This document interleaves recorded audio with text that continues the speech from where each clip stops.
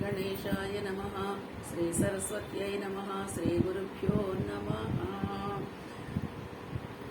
सदाशिवसमारम्भं शङ्कराचार्यमध्यमाम् अस्मदाचार्यपर्यन्तां वन्दे गुरुपरम्पराम्।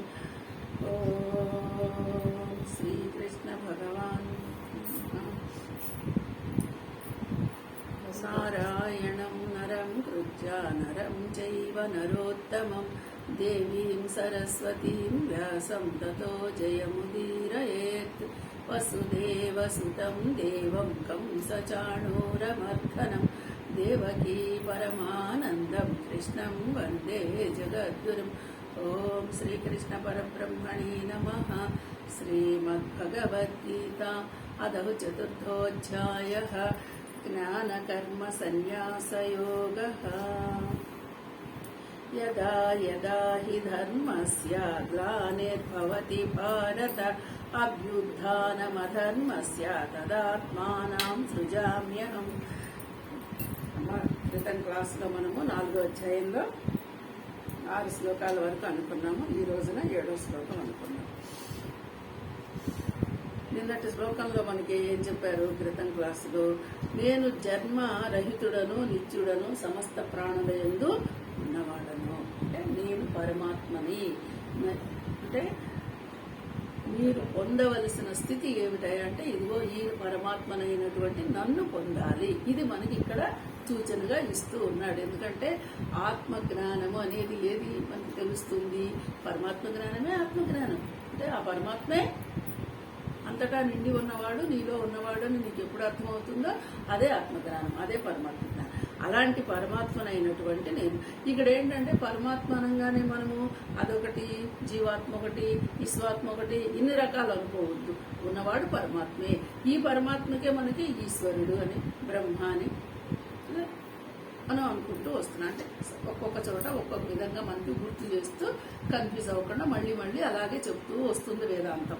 దీన్ని మనం ఇప్పుడు ఇక్కడ ఈ సమస్త ప్రాణులకు నేను ఈశ్వరుణ్ణి, అంటే ఈ సమస్త ప్రాణులని పాలించేవాడిని, రక్షించేవాడిని, అందరిలో ఉన్నవాడిని, అంతటా నేనే అని చెప్తున్నాడు.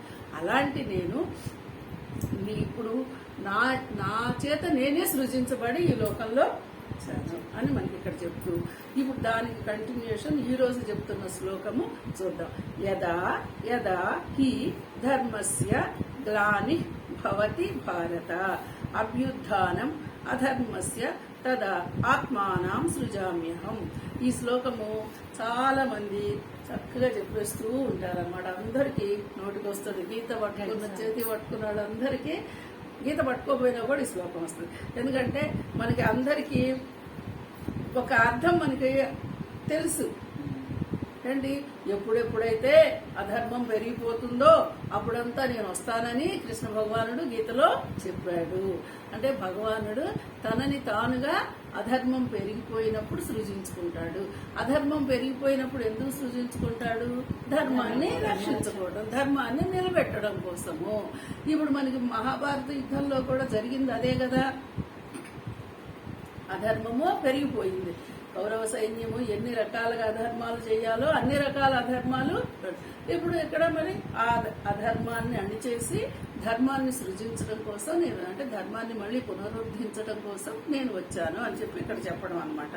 అర్జున, ఎప్పుడైతే ధర్మమునకు హానియు అధర్మమునకు వృద్ధి, కేవలము ధర్మానికి హాని జరగడమే కాదు, ఇక్కడ అధర్మానికి కూడా వృద్ధి. ఎప్పుడైతే చూడండి ఏది కిందకి వెళ్ళిపోతే అది రేట్లు పెరిగినాయి అంటే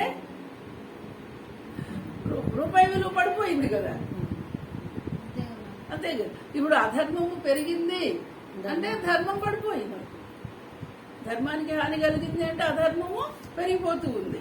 మరి ఆ అధర్మానికి హాని కలిగినప్పుడు, ధర్మానికి హాని కలిగినప్పుడు ఈ అధర్మము బుద్ధి ఇంకా పెరుగుతూ వస్తుంది. అంటే చూడండి, దుర్మార్గులు అంటే అందరూ దుర్మార్గులే.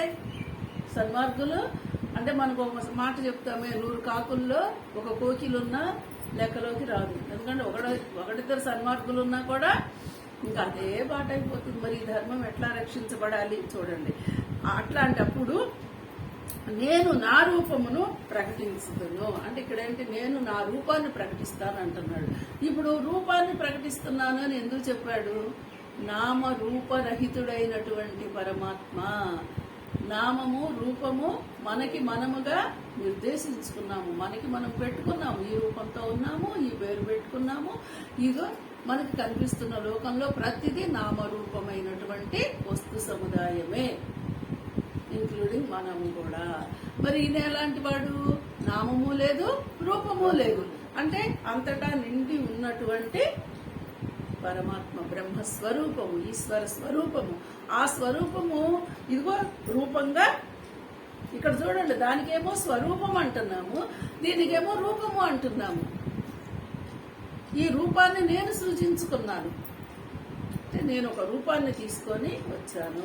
ఇప్పుడు మనం ఏం నేర్చుకోవాలనుకుంటున్నాము? ఆత్మస్వరూపం అంటే నీ స్వస్వరూపాన్ని తెలుసుకోవయ్యా అని కదా మరి శంకర్ల వారు మనకు చెప్తోంది. నీ స్వస్వరూపం ఏంటి?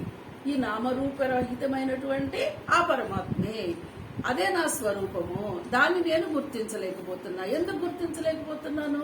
ఈ ప్రపంచంలో ఉన్న నామరూప వస్తు సముదాయంలో పడి ఇవే ఇవే ఇవే అని నేను అనుకుంటూ ఉన్నాం. ఎవరైనా ఇదే ఇదే అనుకుంటున్నాం కాబట్టి ఆ స్వస్వరూపాన్ని ఇక్కడ భగవానుడు ఏం చెప్పాడు? నేను నన్ను నేను ప్రకటించుకుంటానయ్యా నామరూపంగా అని చెప్తున్నారు. అంటే ఇక్కడ అర్జున, ధర్మమునకు హాని కలిగినప్పుడు, అధర్మము పెరిగిపోయినప్పుడు నన్ను నేను సృజించుకుందును అంటే సాకార రూపముతో ఈ లోకమును అవుతుంది. ఇప్పుడు మనకేంటి, సాకార రూపంలో ఈ లోకానికి వస్తున్నాను. మామూలు నిజానికి ఆయన ఎవరు? నిరాకారుడు, నిరాకారుడు, నిర్గుణుడు, నిశ్చలుడు అని మనం ఇవన్నీ నామాల్లో చదువుతా ఉంటాం అన్నమాట.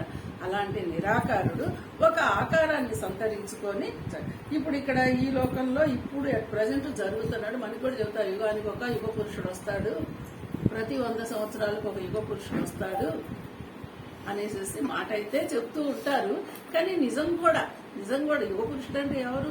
ఏదైనా గొప్ప నలుగురికి మేలు చేసిన వాడు ఎవరైతే ఉన్నాడో, జరుగుతున్న అన్యాయాన్ని అరికట్టి ధర్మాన్ని నిలబెట్టిన వాడు ఎవరుంటాడు? అదే యుగ పురుషుడు. ఇంకా దేవుడు అంటే ఇప్పుడు మీరు చూడండి, రోజు వింటున్నారు కదా, శంకు చక్రాలు కదా, ఖడ్గాలు పట్టుకొని 4 చేతులతో వచ్చేవాడు కాదు కదా. అలా ఏం రాడుగా, అలా మనం పెట్టుకున్నాం సింబాలిక్. అలా ఏం రాడు మన ముందుకి. ఏ వ్యక్తి అయితే ధర్మాన్ని నిలుపుతాడు, ధర్మం కోసం పోరాడుతున్నాడు, అయితే యుగ పురుషుడు. ఆ విధంగా అన్ని ఆ లక్షణాలతో ఇప్పుడు మనం చెప్పుకుంటున్న భగవద్ లక్షణాలు, ఎవరి మీద అసూయ ద్వేషము లేవు. ఇంకా ఆయనకు అసూయ ఎక్కడుంది? ద్వేషం ఉంది. అందరినీ సమానంగా చూసేవాడు. సాక్షాత్తు విష్ణుమూర్తి అంట. విష్ణుమూర్తి అంటే ఎవరైనా అంటే అదిగో మనకు నిత్యం కనిపిస్తున్నటువంటి సూర్య భగవానుడు. సూర్యుడికి మరి ఎవరి మీద అయినా సరే ఏదైనా ఉన్నదా? ఆయన వాడతారు కదా. ఎన్నంతస్తుల భవనం మీదైనా, పూరి గుడిసె మీదైనా నా వెలుగు ఒకటిగానే ఒకటే నా వెలుగు ప్రసరిస్తుందయా అని చెప్తున్నాడు కదా.